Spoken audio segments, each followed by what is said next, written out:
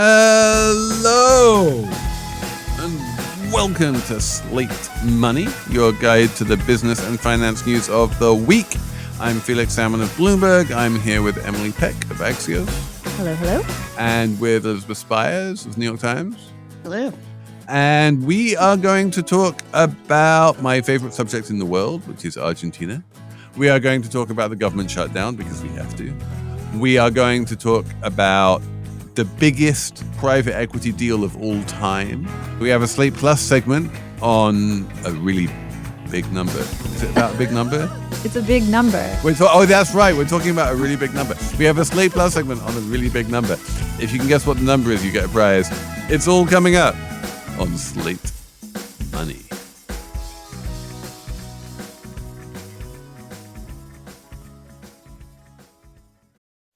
This message is brought to you by Apple Card. Get 3% daily cash back when you buy an iPhone with your Apple Card at Apple. Subject to credit approval. Apple Card issued by Goldman Sachs Bank USA, Salt Lake City branch. Terms and more at applecard.com. Slate Money is brought to you by Charles Schwab. Decisions made in Washington can affect your portfolio every day. But what policy changes should investors be watching? Washington Wise is an original podcast from Charles Schwab that unpacks the stories making news in Washington right now and how they may affect your finances and portfolio. Listen at schwab.com/WashingtonWise. So, Emily, wait, we're talking about something interesting? We're going to talk about something, Felix, that I feel like as long as I've been doing this podcast with you, you always low-key want to talk about this. As long as I have been doing this podcast, like much longer than how long your you've whole been on. Your whole career has been about this topic. And my whole experience with you is being like, I don't really want to talk about it. Don't care. Not interesting to me. Like, oh, are we going to talk about this? Like, oh, okay. But this week, everything changed for Emily. Everything. This week, everything changed. So, Elizabeth, what is the subject? We are talking about Argentina. And Emily, what changed this week to finally make Argentina, which is obviously my favorite subject in the history of the planet, what changed to make it interesting to Emily Peck? A secret text message that was broadcast to the world via a photograph of an iPhone text message from the agricultural secretary to the treasury secretary. So this is glorious. I love this so much. That, like, if you are a member of the cabinet and you're hanging out, you're texting other members of the cabinet. That's, I guess, what you do. And then when the Treasury Secretary retrieves your text or reads your text, he's looking at his phone, and then there's a photographer behind him, and the photographer can take a photograph of what's on the phone. And, well, what did it say? It said, oh my God, Trump is so crazy. Did you see what he just posted on No, it said, should I get the exact wording from the internet? Okay, so basically, I mean, the one thing which I know Emily Peck cares less about than Argentina and finds even more boring than Argentina is soybeans. And yet somehow in this Venn overlap of Argentina and soybeans, Emily found something super delicious. And to be fair, the deliciousness of the soybeans is not like the deliciousness of tofu. It's not like blandly delicious. The deliciousness of the soybeans comes from the fact that we have major internal tensions within the Trump administration. And so, yeah, Emily, what does the text say? It's from Brooke Rollins, who's the agriculture secretary, to Scott Bessent, who's treasury secretary. Just a heads up, I'm getting intel. This is highly unfortunate. We bailed out Argentina yesterday, and in return, the Argentines, spelled a little bit incorrectly, are removing their export tariffs on grains, reducing their price, and sold a bunch of soybeans to China at a time when we normally be selling to China. Soy prices dropping further. This gives China more leverage on us. I mean, the thing I didn't realize is that the agriculture secretary is actually a Valley girl. This gives China leverage, you guys. Hey, you guys, we bailed out Argentina, but now they're just selling soybeans to the Chinese, and the Chinese don't buy our soybeans. So, yeah. So the big picture here is that historically, China has been a massive buyer of U.S. soybeans, like $16 billion a year or something like that. And US soy farmers don't really have a plan B for where to sell their soybeans if China isn't going to buy it. In case you hadn't heard, we've been in a sort of trade war with China since the first Trump administration. And China is like, well, I can get soybeans from Brazil. I can get soybeans from Argentina. There's plenty of places I can get soybeans from. Why should we be buying soybeans from the country we're in a trade war with? And so this creates a kind of tension between the US and Argentina, because when China goes to Argentina to buy soybeans, the American soy farmers are like, well, that's not fair. We have always sold our soybeans to China. How come you Argentines now get to sell your soybeans to China? I mean, people, come on. This is a commodity, and China will go to the place where the soybeans are cheapest. But yeah. We should probably back up and just explain why the Trump administration has decided to do this. And there are two reasons. One is that I think we should probably first back up and explain what the Trump administration has decided to do, because we haven't quite got there yet. Elizabeth, what has the Trump administration decided to do? They're providing Argentina with a $20 billion bailout, right after noting that if Zoran Mondani becomes mayor of New York, they would tell New York to drop dead if it needed a bailout. But new policy is America first, but maybe Argentina in front of that. So, yeah, basically, this is where I get to nerd out a little bit.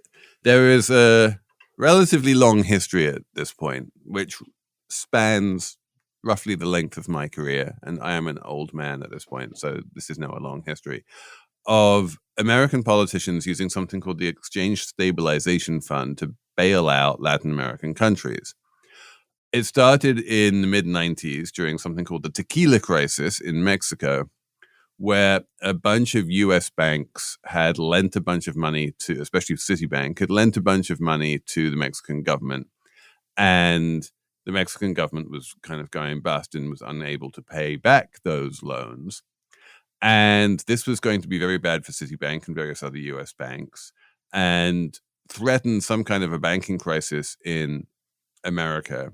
And so what Bob Rubin did, who was the Treasury Secretary at the time, was he discovered this slush fund, basically, called the Exchange Stabilization Fund, that no one really remembered even existed. And he took all of the money in it, and he took $12 billion and lent it to Mexico so that Mexico could then turn around and use it to repay the American banks. The American banks didn't go bust. The Mexican economy struggled through. Mexico, of course, will always repay the US because they're, the number one most important creditor. So the US got repaid, made a profit on the whole loan. Everyone walks away smiling. And that was, in shorthand, the bailout of Mexico, although really it was a bailout of American banks. Now, fast forward to 2025, Argentina is in trouble.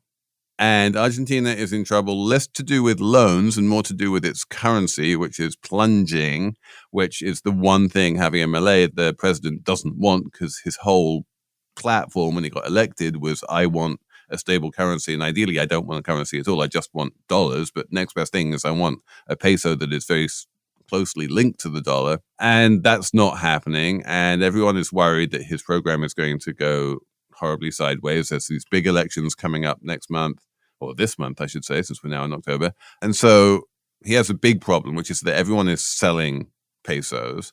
That naturally decreases the value of the peso. So the only buyer of pesos is the Argentine Central Bank. The Argentine Central Bank needs dollars to buy the pesos that everyone is selling. The Argentine Central Bank doesn't have dollars. And so in steps Scott Bessent to say, oh, you don't have dollars? Don't worry. We have 20 billion of them. So why don't you use ours to buy the pesos that everyone is selling? This is a straight bailout of Argentina. It's not like a backdoor bailout of Citibank. Citibank doesn't really care what happens to the Argentine peso. It's also maybe a bailout of Scott Bessent's BFF, Rob Cintron, who runs Discovery Capital and made huge bets on Argentina and needs the bailout probably as badly as Milei does. So I know I started out with my sarcastic reading of Brooke Rollins' text, and Elizabeth mentioned like the terrible optics here and the hypocrisy. We're America first, but also Argentina. But there really are two things happening sort of simultaneously, which is like maybe the US government is kind of doing its normal thing of bailing out a Latin American country. And maybe that's fine. I don't think that is our normal thing, though. That's It's not super normal. Okay. Mexico is a very different situation. We're much more economically entwined with them. We share a 2,000-mile border. This is solely about Milei and wanting to support him. And also, Argentina has the most prolific history of defaults of any country that the IMF has backstopped. I think it just pips out Ecuador, but it's close. And it's, I think, the most indebted to the IMF of all the countries or something. Yeah, no, it's had IMF program over IMF program, largely at the behest of the United States. It wouldn't be so indebted to the IMF if it wasn't for the Trump administration basically twisting the arm of the IMF and saying, yeah, we should do this big IMF program. But yeah, this is way more political, like to say the screamingly obvious, than something like the Mexican bailout. Mexico bailout was economic. And this is kind of the flip side of those 50% tariffs on Brazil, because Bolsonaro got convicted of plotting a coup. And so Trump was like, I like Bolsonaro. You are mean to Bolsonaro. Therefore, I will punish your country. In this case, it is I like Milei. He is basically the only Trumpy or the only Trump-friendly leader in the hemisphere. Milei is in trouble. Therefore, I will throw a few $1 billion in his direction, because in Trump's kind of Manichaean worldview, you have friends, you have enemies, and you support your friends and you punish your enemies. Playground politics. Milei has done a lot of, just in my cursory readings, a lot of Trumpy things. He taking the chainsaw, firing government employees, stopping public infrastructure projects, slashing subsidies for energy and transportation, fighting with labor unions, like doing all the stuff that I guess the Trump administration also likes to do in the name of austerity, in the name of stabilizing inflation, which fair to say, like, at least the guy has a goal, which is like, I don't know what the Trump administration's real goal is in doing those same things. I guess the woke war or something is the goal, but in Milei's case, he has stabilized inflation in the country or something, right? No, that's not or something. That is it. Argentina has this decades-long struggle with inflation. Inflation was incredibly high when Milei gets elected, and the reason it was high was fiscal. It was genuinely fiscal. Like, remember during the last election when everyone was debating about whether inflation in America was a function of, Biden spending too much money in fiscal policy, and the Republicans would say, yes, it was, and Democrats would say, no, it wasn't. And like in Argentina, there's no doubt. It's very, very simple. Argentina was running these massive budget deficits, and it basically needed to print money to fund them, and then all of that money caused inflation. Like, it was as simple as that. And so Milei said, we are going to stop running the budget deficits and do various other things to get inflation under control. And so he needed, as part of his program, to massively cut government spending. He fired a bunch of government employees. He removed a bunch of the social safety net, and he did a bunch of very painful things in the country that the populace was not super happy about, but kind of understood was necessary in order to bring inflation under control, and people really hate inflation. So he was reasonably popular at the beginning. That popularity is now waning for sort of political reasons. There was a small election that he did very badly in that people got very worried about that he's going to do much worse in the big election. And so suddenly, like, the political support for his program is in jeopardy.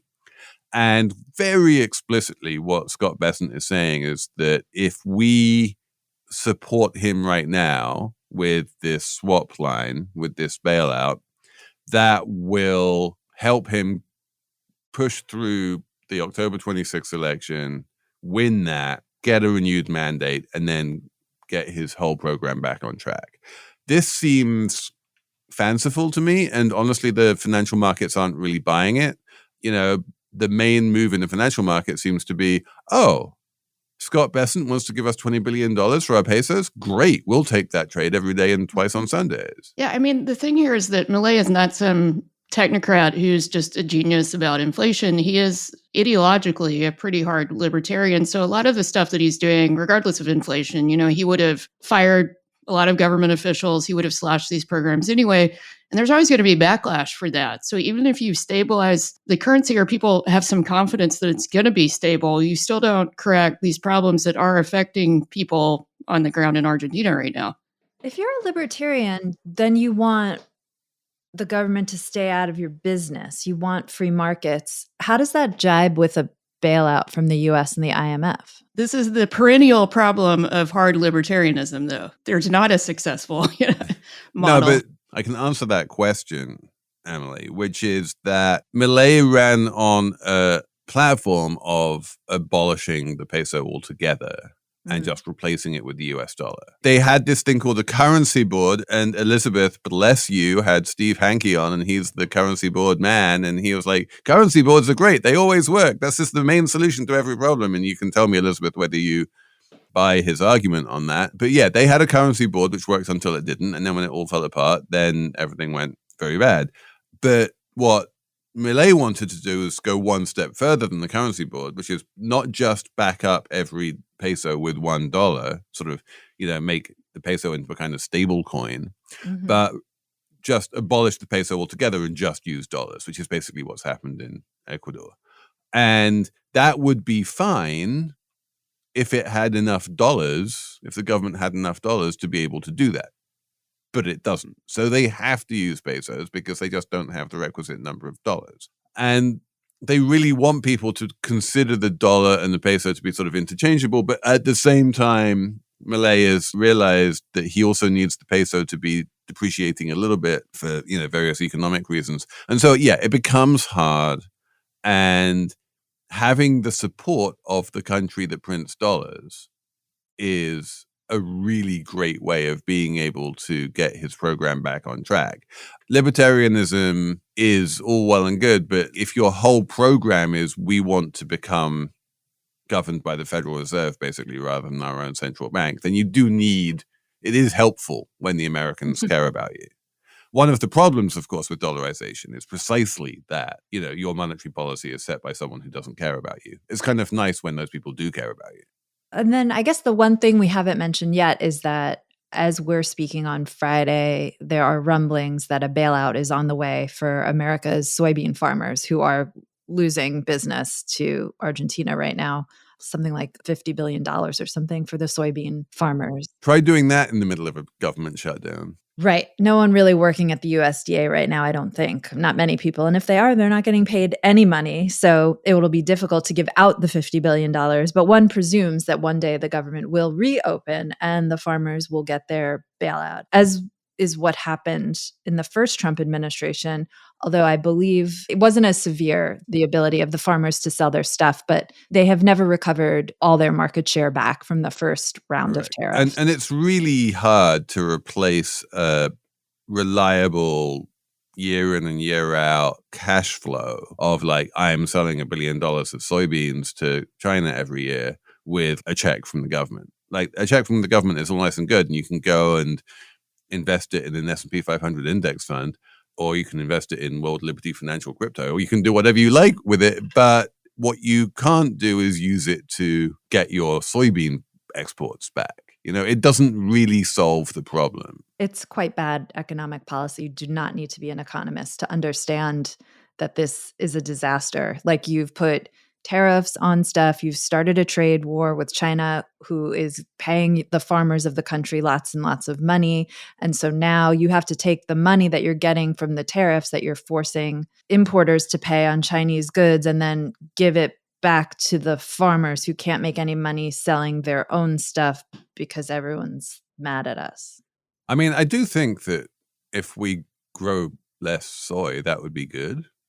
I mean, I don't need half of the acreage of America to be given over to growing a monocultural, boring crop that's only really used for feeding cows. Yeah, I mean, I guess if the object of the tariffs is to make us more of a self-sufficient, standalone economy, then we would have to convert the soybean farms to other stuff because we can't afford to buy stuff from other countries anymore. So in any case, the big picture here is that this is just a really badly constructed bailout. And I think this is the main thing I wanted to say on this subject, is that when the US bails out countries, and I have covered more US bailouts than I've had hot dinners. Like, there was Mexico, there was Korea, there's been multiple in Argentina and Brazil and Ecuador, you name it, the entire Asian crisis. Like, bailouts follow a certain rules, which is that you get the international community behind you, you do it via the IMF, you put a whole bunch of conditionality on the country that you're helping so that you don't just throw money at them. They have to do something in return. They have to have a program that is likely to work. It has to be on track.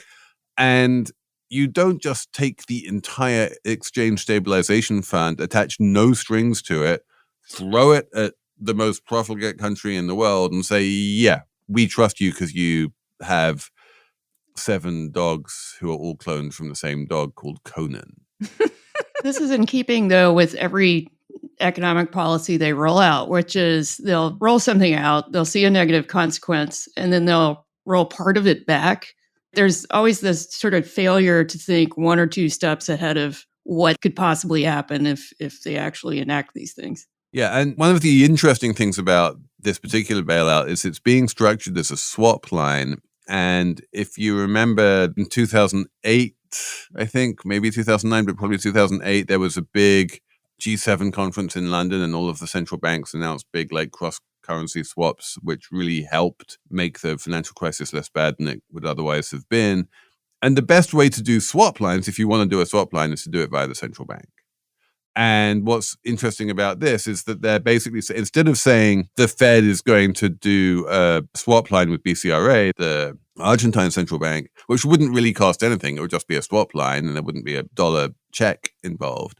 The swap line is coming straight from Treasury and the ESF, which is actual cash. And the reason they're doing it that way, which is obviously a suboptimal way of doing it, is because the Fed would never do this. And so because it's so political and because it makes no economic sense. Can you explain what a swap line is? Basically, a swap line is we will give you dollars and in return you give us pesos. And who sets the exchange rate? At whatever the current exchange rate is and whatever the current interest rates are. And then you pay interest on your dollars and we'll pay interest on the pesos. And basically it's in a world where everything is stable, the net cost on both sides should be 0. In a world where the peso devalues sharply, then we wind up possibly losing money. But the point is that we don't really want any pesos. No. There's nothing we can really do with the pesos. All we can ultimately do with the pesos is sell them back to Argentina at some exchange rate, And so it's effectively just, a loan, but it's structured as a swap. And again, there's no, in the 1990s, we bailed out Mexico because, like Elizabeth was saying, they're our neighbor. We share a border with them. It's important that they are economically stable. And also, we really wanted to bail out Citibank. And we wanted to bail out Citibank. So there were reasons for that. The reasons for bailing out Argentina are just basically political. And by political, it just means that Donald Trump likes Javier Milei. Exactly.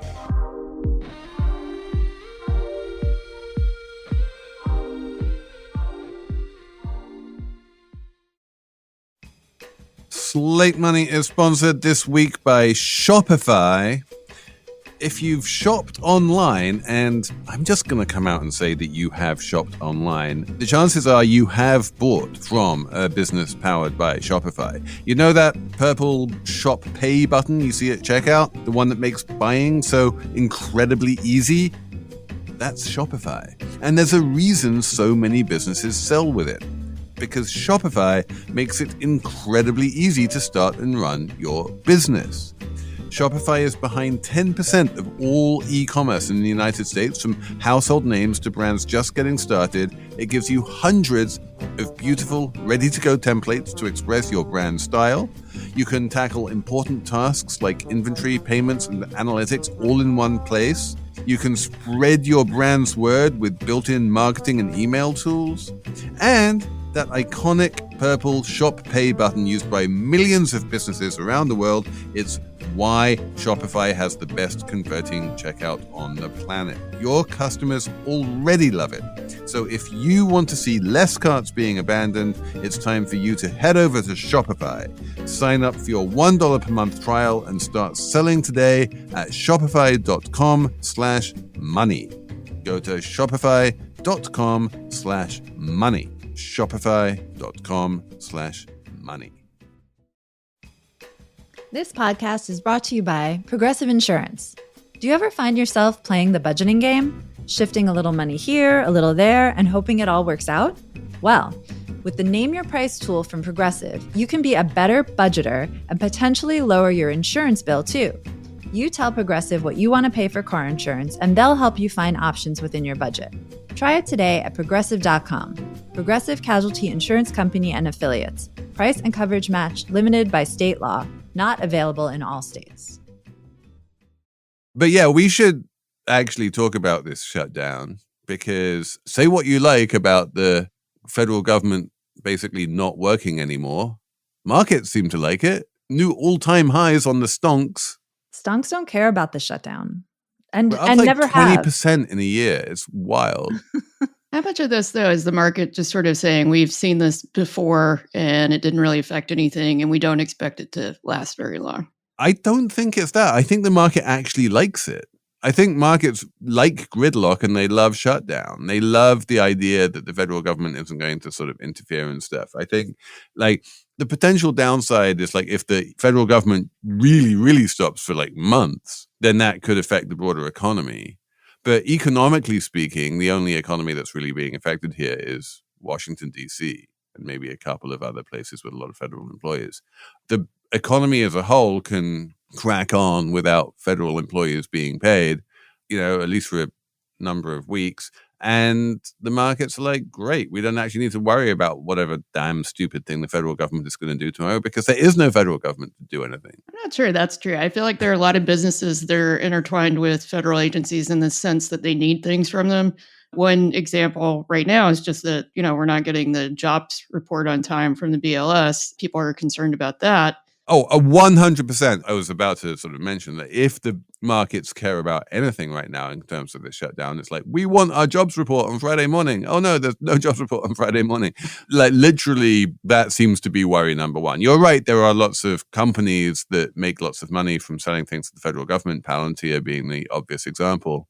But like somehow I don't see this government shutdown really having any particularly large effects on the sort of net present value of Palantir's future Defense Department cash flows. No, but you need like a regulatory approval for things, and if that gets delayed by months, that's a cost. It's a cost, but it's like a one-off cost, and the stock market is relatively good at looking past one-off costs. So are we saying that the shutdown doesn't matter? 750,000 federal workers who aren't working and getting paid, of course it matters, but... Yeah, I'm saying it doesn't matter to like an index fund holder. Right. But does it matter to actual human beings? Like, I mean, some people care about human beings, and for those, yeah.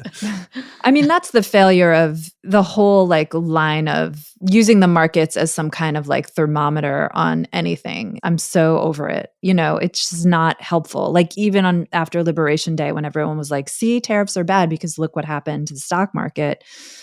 It wasn't a good way of analyzing tariffs. You know what I mean? Because now the stock market is great, but tell it to the soybean farmers, right? I mean, it's not useful, I think, to look at the stock market to analyze anything but the stock market. So your opinion, Emily, just to like be clear about this, is the shutdown is bad and not good. My opinion is that the shutdown is bad for my reasons are many. First, just for these federal workers who have already they've been through it this year. I think we can all agree. That's not my opinion. That is fact. They've been, threatened. They've been fired. They've been rehired. They've seen their funding cut. They're going through weird hoops. They're getting these political messages that are probably illegal and violations of the Hatch Act. Who can say they're not getting paid? They'll probably get back pay, but Russ Vought is now threatening to permanently fire more of them. So then I don't know what happens. courts are going to be disrupted. Companies filing to go public could see delays. I don't really care about that as much. The BLS isn't, as you said, releasing the jobs report, might not release CPI. If it goes longer than a week or two, then the WIC program will run out of money. What's the WIC program? Is that something about running around shooting people in the head? No, love those movies. No, it's Women, Infants, and Children. It's a program that, is food and I believe like formula and things for women and babies. We'll run out of money. SNAP will run out of money, I think, in a couple of weeks. It's not good.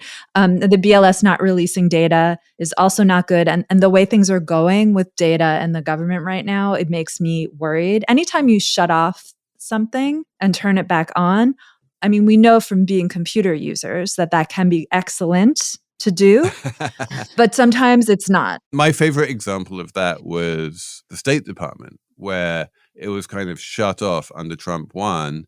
And then, Tony, what's his face, tried to turn it back on during Biden. But like it was very Blinken. There you go. Thank you for reminding me. I'm not the world's biggest fan of Tony Blinken, but I will say that he had a really hard job because turning the entire State Department back on when someone else has already turned it off is non-trivial. The Trump administration has already been sort of like closing the switch or like turning the knob to shut down the government sort of bigger picture, like ending USAID, shuttering CFPB, firing almost everyone at DOE. And now... Not to mention CPB as well as CFPB, Corporation for Public Broadcasting. Yes, exactly. And so now this is just pushing those goals further. Like this is a good thing for those goals. And, so I worry about it a little bit more. Well, also, again, they don't really think about the longer term ramifications of any of this. And so the small government kind of extremists, the Vots in the administration, I think they're sort of looking at a longer shutdown as an opportunity to do more of that, to, fire people and destroy these agencies. And it's just really hard to spin them back up after you've created that much destruction because, these are agencies that took a long time to even optimize what they're doing. And they've been understaffed under the Trump administration. But then all of the resulting damage will invariably get blamed on Democrats. So the plan is kind of what they've been doing, but this just gives them more cover to do more layoffs and make the government even smaller. Yes. And then blame the incompetence on other people. I don't know about the blame part. But they're already doing that. They're blaming the shutdown on Democrats. Right. Like, look what you made me do kind of a thing. You made me fire all these people. I mean, who's going to believe that? Yeah, they literally changed the email signatures of several federal employees without their consent or anything that, I'm not here because the Democrats did this. Right. I don't think that out of office replies are going to change public opinion, but I do think that politicians in general are not held in high esteem right now on either side of the aisle, and that this government shutdown is only going to exacerbate that. So this is definitely a sign that politics in America is not working. Yeah.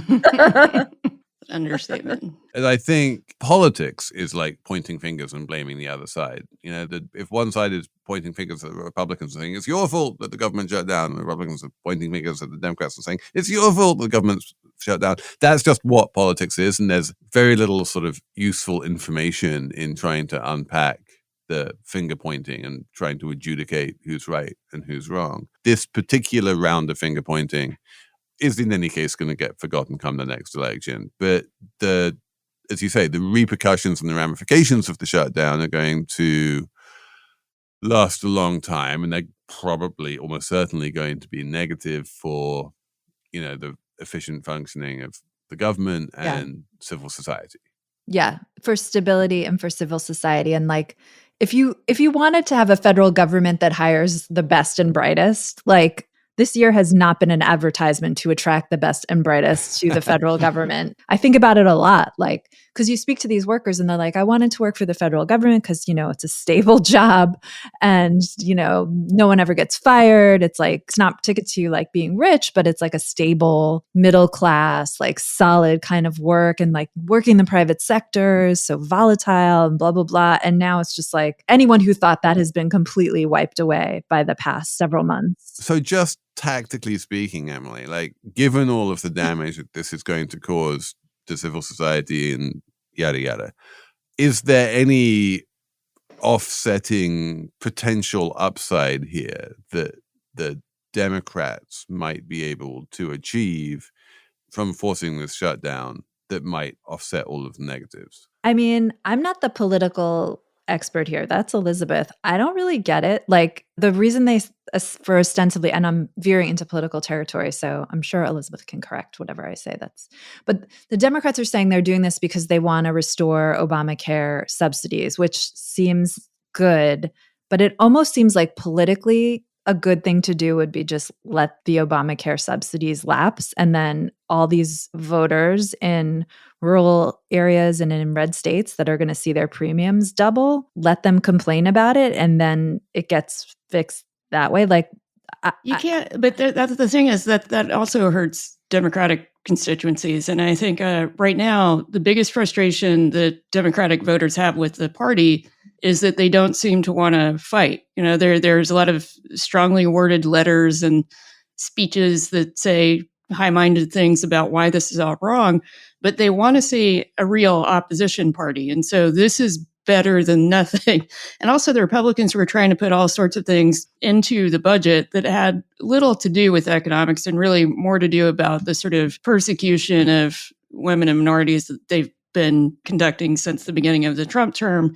And I think at some point, you know, Democrats have to sort of ask themselves, like, how far are we willing to let them go before we become obstructionist, which was always a Republican strategy. And I think we're just at a point where Democratic approval among Democratic voters is so low that if they don't push back, they will pay for it in the midterms. And so I think this is the first time we've seen them use some of the similar, you know, obstructionist tactics that Republicans have used historically. And so I think it would be much worse for them if they had rolled over on it. Let me just try and see if I've understood you correctly. In terms of the question that I was asking Emily, like, what is the compensating upside to, you know, make up for all of the downside? What you're saying is the upside is this will help create some modicum of enthusiasm for the Democrats, and the Democrats will therefore be able to do better in the elections. And then when the elections come, we will be able to make changes.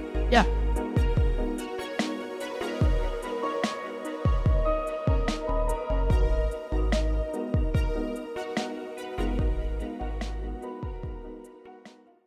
Slate Money is sponsored this week by Saks. Saks Fifth Avenue makes it easy to shop for your personal style this season. Fall is here, and there are so many new fall arrivals that you're going to want to wear again and again. There's a great new relaxed Prada blazer. There are Gucci loafers you can take from work to the weekend. It is incredibly easy to visit Saks.com and find new arrivals from your favorite designers. I kind of love the shirts from Comme des Garçons. I can't always afford them, but it is definitely always there on my inspo board. And once in a blue moon, I might even buy one. Saks makes shopping feel customized to you. They have in-store stylists. They have Saks.com showing you only what you like to shop. They will even let you know when arrivals from your favorite designers are in or when something you love is back in stock. So find inspiration for your personal style every day at Saks Fifth Avenue. Slate Money is sponsored this week by Monarch Money. Can you name all of your financial accounts and what they're worth? I'm going to answer that one for you. You can't. And this lack of awareness can leave money on the table. If you're looking to feel organized and confident in your finances, check out Monarch Money, which is an all-in-one personal finance tool that brings your entire financial life together in one clean interface on your laptop or your phone. Right now, for Slate Money listeners, Monarch is offering 50% off your first year. Monarch has the smartest version of push notifications I've ever seen. It works out a nice sort of budget for you without you needing to do anything. And when you go over, when you do anything unexpected, it says, hey, do you realize you just did this? Do you realize how much money you're spending on like travel this month or something? It's a useful corrective. You realize what's normal and what's not normal because they tell you when it's not normal. And besides, there's just a huge amount of cognitive work involved in juggling dozens of finance apps, trying to work out whether your investment allocation is inefficient, whether you've forgotten a 401k somewhere, working out if you have idle cash, all of that kind of thing. Monarch does it for you. So if you've put off organizing your finances, let Monarch do the heavy lifting. You can link all of your accounts in minutes and get clear data visuals, smart categorization of your spending, and real control over your money. Don't let financial opportunity slip through the cracks. Use code SLATE at monarchmoney.com in your browser for half off your first year. That's 50% off your first year at monarchmoney.com with code SLATE. We should move on, though. What's the last, final, glorious subject that we have this week? I'll say Jared. I'll say oh God, Madden. Elizabeth's favorite person is back in the news. Jared Kushner is spending $55 billion to buy a video game company. Jared Kushner is a very rich man, but he does not have $55 billion of personal wealth. You know who has $55 billion? Saudi Arabia. They have $55 billion. And so what Jared is doing is he's basically hopping on a plane, going to Saudi Arabia, picking up a bag, getting $55 billion, bringing it back to America, dropping it in the laps of the board of Electronic Arts and saying, here, I want to buy your video game company. And the board goes, wow, that's a lot of money. Sure, yes. And then deal is done and Electronic Arts becomes Saudi, effectively. The first question which I have is, number one, the first thing I want to say is this is obviously a really good way to, in the current Trump administration, to make sure that the Trump administration doesn't block the deal. If it's all done via Jared, then it's very unlikely that the Trumpers will say that's a bad idea.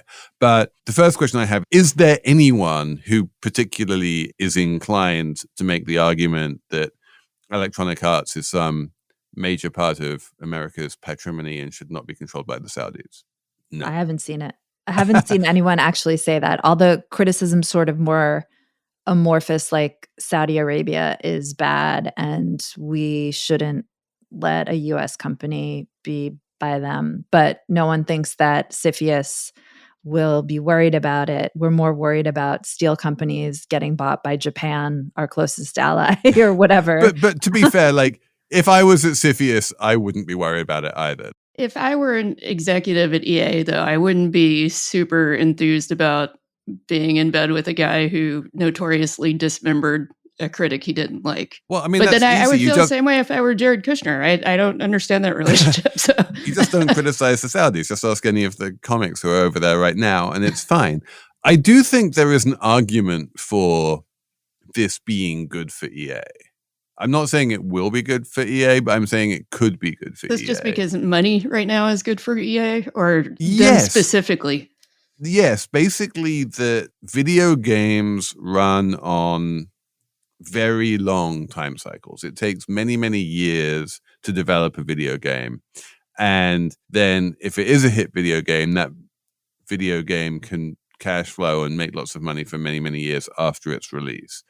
And one of the things you need if you're running a video game company is the long-term vision and patience to just kind of say, we are going to build something great and then it's going to pay off.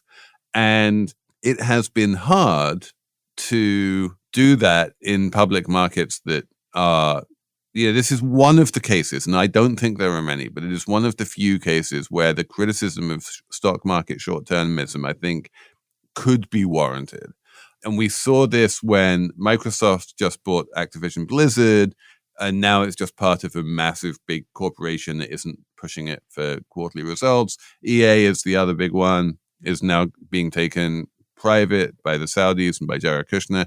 And that basically being private allows long-term investment by shareholders who don't get antsy at the first sign of a downturn in quarterly EBITDA. You're not alone in making that kind of argument. The White House, I think last week, was pushing for no more quarterly reports from Yeah, companies. They want to move to Donald Trump is saying that maybe we can move from every 3 months to every 6 months. Mhm. And people like Warren Buffett don't necessarily disagree with him on that one. I guess. I mean, is it that big of a deal to report your finances quarterly? We have AI now. Like, what is the big deal, actually? It is a surprisingly large amount of work in like the CFO's office to put together a 10Q and to do all of the reporting necessary as Right, a and I guess public every month. the bigger thing is orienting your whole business around that quarterly deadline, as opposed to, like you're saying, long-term thinking and strategizing. But do you think that Trump's position on this is really about, how can we make the reporting process less costly and more efficient than just a stepping stone into reducing accountability overall, and eventually saying, do we need reporting? Do we need this kind of oversight? You do need some kind of reporting because shareholders are going to demand it, right? In the public markets, people will pay a premium for companies where they have good, transparent visibility into what the finances are. And if it's just a black box saying, trust us, then you're not going to get the current market cap of the US stock market out of that. Like, you might get 1 or 2 companies who can do it. You will not get thousands. Isn't OpenAI, though, that kind of... No, as I say, that you can get 1 or 2, but there's also a reason why OpenAI isn't a public company. When a company goes public, that is generally considered to be the point at which it stops. That's like the show me point in its evolution. It stops saying, like, trust me, I know what I'm doing. I'm going to make lots of money in the future. And it starts saying, hey, I'm a viable company here. Here's my financials. See for yourself. And then buy my stock based on my public financials rather than on some kind of like, I look good in a hoodie and you think that I'm going to be able to make money. So it's not you can't go public when you're losing money, but historically that's been like a lot of bankers have been like, wait until you start being profitable before you go public and that kind of thing. So why do you then go private? What's the... And then the reason to go private is, well, I mean, one of the reasons to go private right now is that debt has never been cheaper. The spreads of corporate debt over treasuries have never been lower, ever, in the history of capitalism. And so when Jared Kushner is buying Electronic Arts for $55 billion, he's not actually putting up $55 billion. He's borrowing $20 billion of that from like JP Morgan. And the cost of that borrowing $20 billion has never been lower. So like, it's really easy because before private equity was private equity, it had a different name. It was called LBOs, leveraged buyouts. Mm-hmm. The general, stylized fact about public and private markets is that private equity owned companies are much more levered than public companies. And EA does not have $20 billion of debt right now. It will have $20 billion of debt when it goes private. And right now is a really good time to raise $20 billion of debt because it's really cheap. Why is it really cheap? I thought interest rates were high now. Well, interest rates are coming down and spreads are really low. In fact, like weirdly, and this is kind of blown my mind, fun fact, Microsoft debt, for some weird technical reason that I don't entirely understand, is actually trading through US treasuries. There's a negative spread for Microsoft debt over treasuries. It means the yield on Microsoft bonds is lower than the yield on equivalent duration treasury bond. Why? Oh, you said you don't know. I mean, yeah, it's complicated and I haven't received a good explanation, but that gives you an example. Like, that shouldn't really happen, and yet it is happening. So corporate debt is like more safe a bet than treasuries? That's what the market is saying, yeah. That seems really strange. Okay. It is strange. You are right to be puzzled by that. You are right to find that very strange. Textbooks would say that should never happen. But Microsoft bonds and Microsoft debt is a different thing than EA debt, right? Like Microsoft's one of the most valuable, profitable. Correct. And the EA is not going to be able to borrow at a negative spread over treasuries. Like, it is going to have to pay a spread over treasuries, but compared to the amount that it would have had to pay a year or two ago, it's come down dramatically. Huh. Well, we should talk about that another time because I don't feel like we really cracked that nut. Let's get a credit nerd on and we can talk about credit spreads.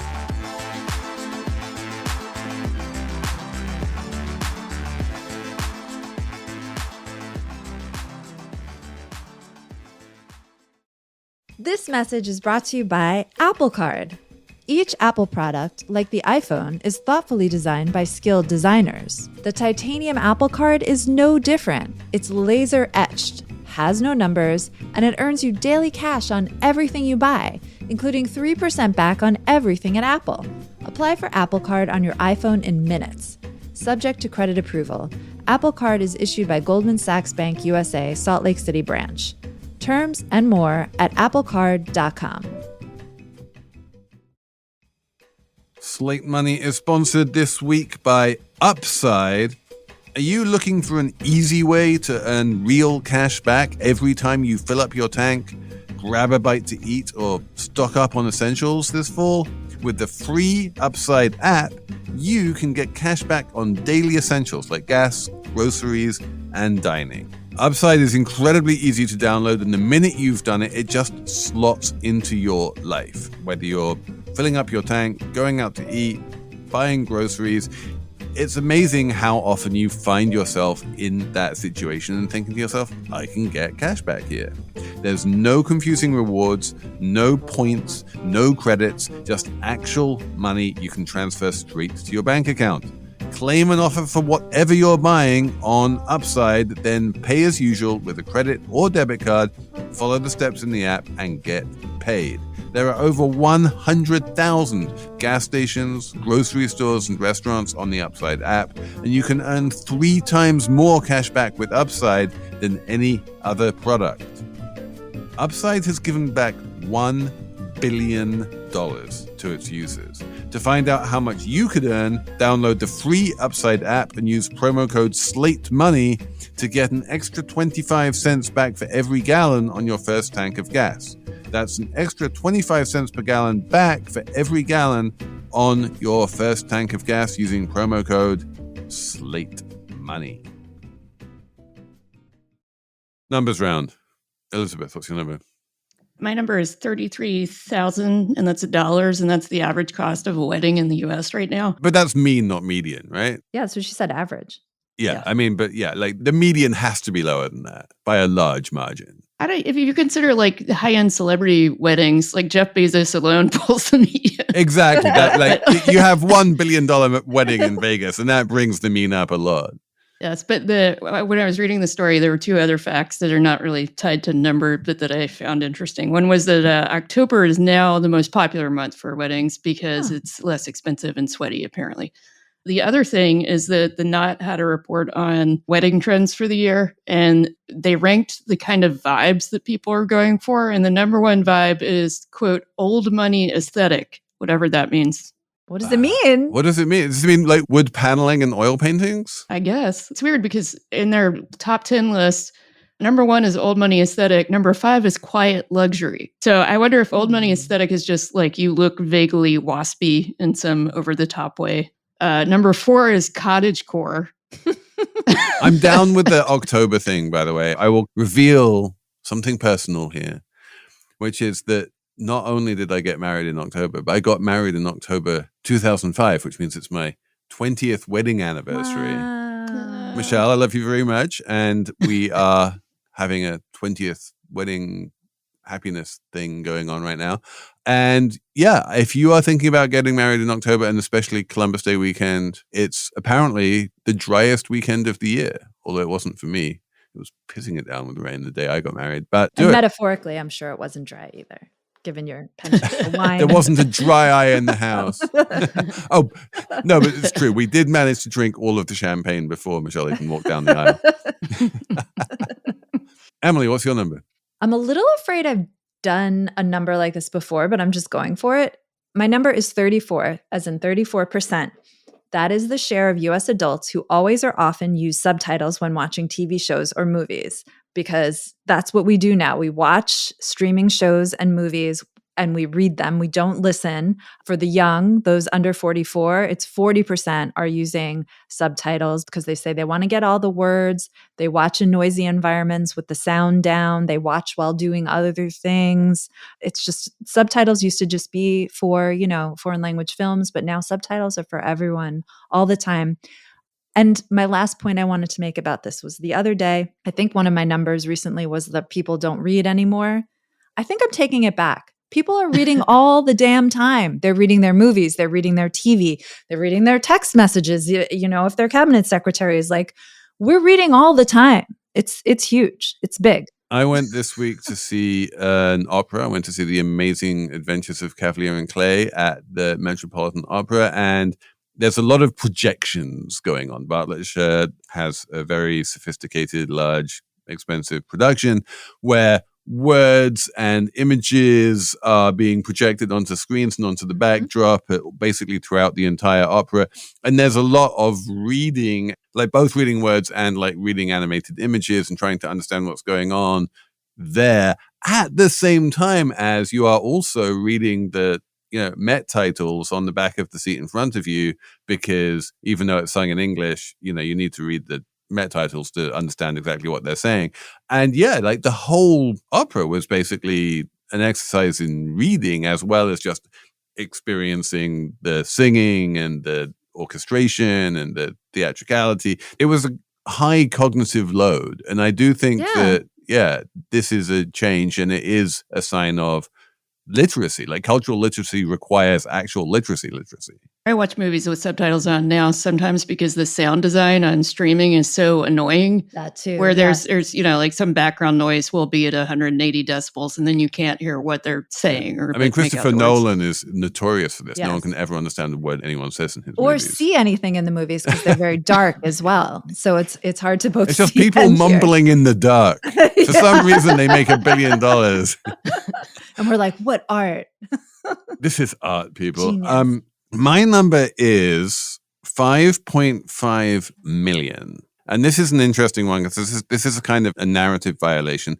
5.5 million is the number of international passengers who came through Port Authority airports in August.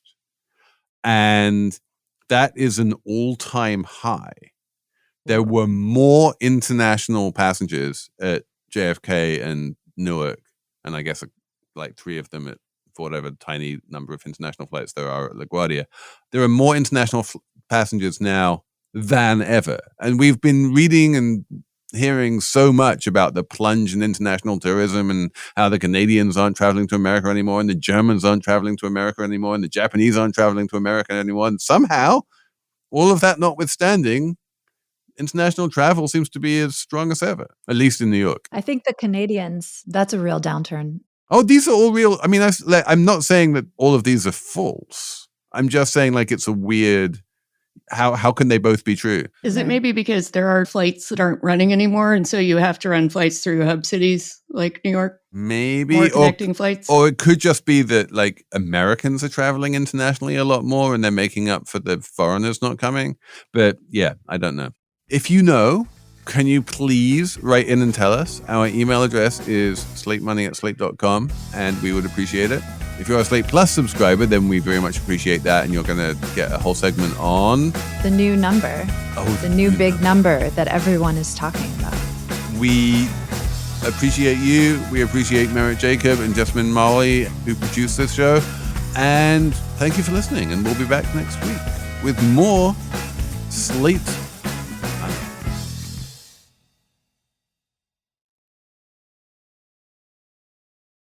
Slate Money is sponsored this week by Saks. Saks Fifth Avenue makes it easy to shop for your personal style this season. Fall is here, and there are so many new fall arrivals that you're going to want to wear again and again. There's a great new relaxed Prada blazer. There are Gucci loafers you can take from work to the weekend. It is incredibly easy to visit Saks.com and find new arrivals from your favorite designers. I kind of love the shirts from Comme des Garçons. I can't always afford them, but it is definitely always there on my inspo board. And once in a blue moon, I might even buy one. Saks makes shopping feel customized to you. They have in-store stylists. They have Saks.com showing you only what you like to shop. They will even let you know when arrivals from your favorite designers are in or when something you love is back in stock. So find inspiration for your personal style every day at Saks Fifth Avenue.